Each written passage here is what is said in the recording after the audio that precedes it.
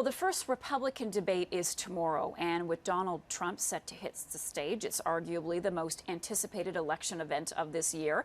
Ever since Donald Trump began surging in polls, Canadian media has compared his rise to that of former Toronto Mayor Rob Ford.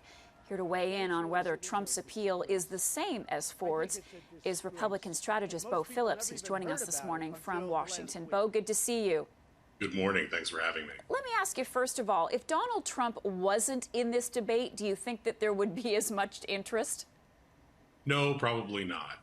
There was a popular movie in America. I have no idea if it was popular in Canada. Probably was, called Happy Gilmore. He was a golfer, and he had no talent, and he was kind of a buffoon, but he had this amazing skill to hit the ball 500 yards, and he brought crazy people to the game, and they loved him because people who never watch the sport watch the sport. That's Donald Trump. He's the Happy Gilmore of politics. He brings all these new people into politics who weren't interested before, but he's kind of a buffoon, and he has this odd talent, and he doesn't quite fit the mold. But people seem to like him, and not all of those people are crazy. They're not crazy, and they like him because they know him as Donald Trump the celebrity, Donald Trump the man from The Apprentice, Donald Trump who in the 80s had an airline with the word Trump on the side of the planes, Donald Trump who's been a sort of a business capitalist pitchman for almost 30 years in the United States, Donald Trump the PR hawker. Remember, Donald Trump was before there was a Kim Kardashian. Donald Trump was working hard to be in every newspaper in the country, on every television station in the country, just because of his last name. Long before there were reality stars, there was Donald Trump being the modern reality star before the genre even took off. People have known him and know his name, and name ID is very important in politics. It doesn't mean I'm not discounting the fact that there are some people who are drawn to his ideas, but a lot of this is celebrity. Is tomorrow night make or break for him, do you think? He says he's not preparing for the debates because he doesn't believe in that and he doesn't want to sound scripted, but could he surprise us all and come across as a serious candidate? No, absolutely not. He's going to be the same person he's been because it's worked very well for him.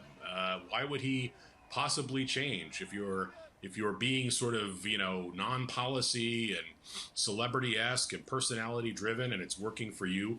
Why would you possibly come onto the stage and bore us with your 47-point position on your economic plan to fix the Laffer curve and to solve economics and go to the gold standard?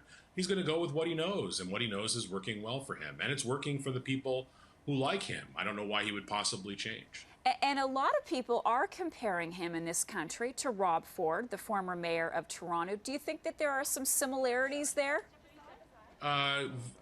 Yes and no. Very unfair. Rob Ford obviously had, he was a character, and Donald Trump is a character. Rob Ford was also a criminal, and Donald Trump is not a criminal. He was also a bad man with questionable ethics and a lot of problems, and Donald Trump has not shown any of those sorts of things. So some comparisons hold, some comparisons don't. Certainly the exuberance and the buffoonishness of Rob Ford, yes. The bad side of Rob Ford, a little less. All right. Will you be watching both debates tomorrow night or just the primetime show with Donald? If my life was perfect, I wouldn't have to watch either, but I'll probably end up watching both. But I was just in California, and in real America, they're not watching any of this. And so, no one's really focused on it yet out there, and it's way too early for this to make or break anyone. Republican strategist Beau Phillips, always great to speak with you. Thanks so much. Thanks for having me. Take care.